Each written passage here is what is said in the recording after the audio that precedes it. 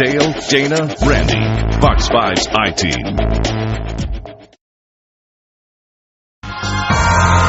Thousands of people across the country don't know it, but they've been fooled by a Gwinnett County man who claims he's got the experience to be a crime prevention expert. His company even has an impressive name, but I-Team reporter Randy Travis reveals what's really going on here. Randy. Amanda Russ, he's been doing this now for 13 years, and the company is called the Atlanta Metro Crime Prevention Task Force.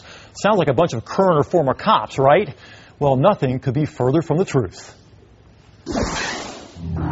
It is my job today to come here to get your attention, to make you realize of what an easy potential victim that we really are. But getting their attention isn't all this Lawrenceville man wants from the people who gather to hear him speak.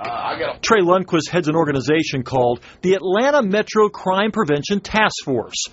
And with his instructor's badge and official ID tag, he sure looks the part of a seasoned cop, even war veteran. I love fear. I can tell you that I spent 8 years in the Marine Corps, been to 2 different wars. Impressive, if only it were true. You told somebody in there that you fought in 2 different wars. Okay. Is that true? I was in the Marine Corps. Not answer my question. I know, but I was in the Marine Corps. For 2 months. Welcome to the upside-down world of crime prevention, hosted by an admitted felon. The Atlanta Metro Crime Prevention Task Force is actually a for-profit company offering free safety classes in order to sell attendees this: pepper spray and door alarms.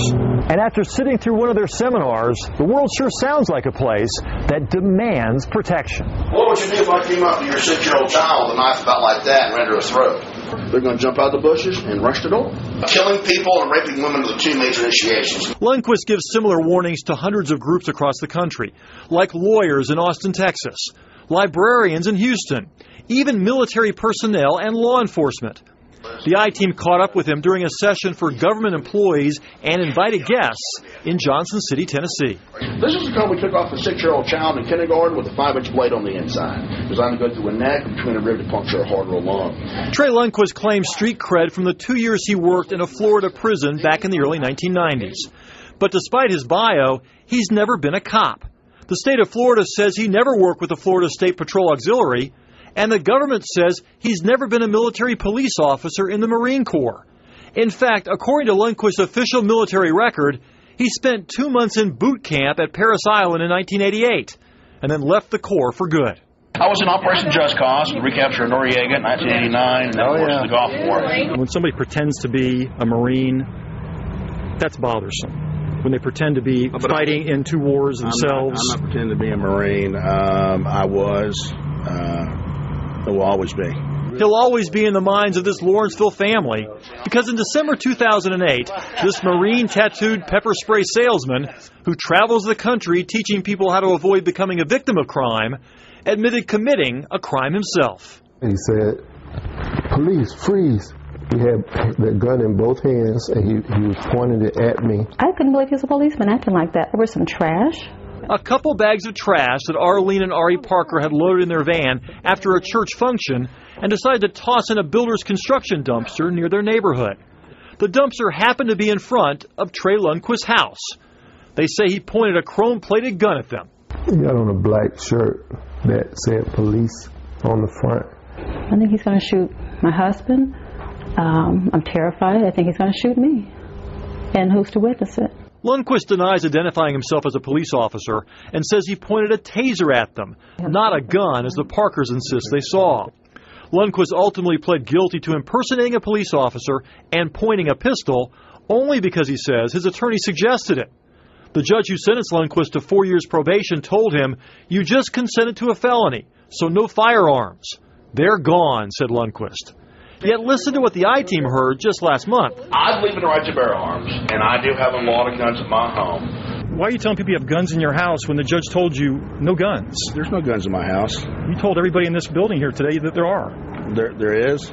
There's also this picture, shot by the Tulsa World newspaper at a seminar Lundquist put on just a few months ago in Oklahoma.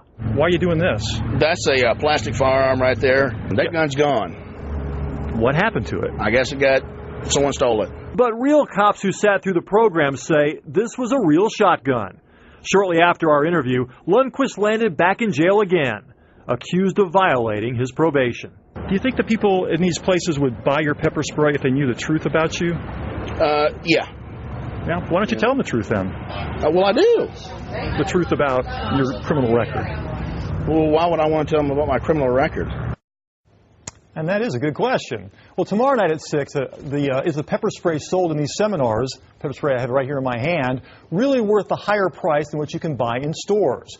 We actually take this down to Forsyth and have it tested at the Georgia Public Training Safety Center down there on some experts to see what they think of this. Okay. So that's tomorrow night at 6. Plus, you'll also hear some more outrageous claims from the man who runs the Atlanta Metro Crime Prevention Task Force. Unfortunately for him, you knew all the details. Now, what kind of reaction does he get from the people in his seminars? Oh, they buy the stuff like crazy. And we have called some of them after the fact and told them the truth about this man. I think the proper word is stunned.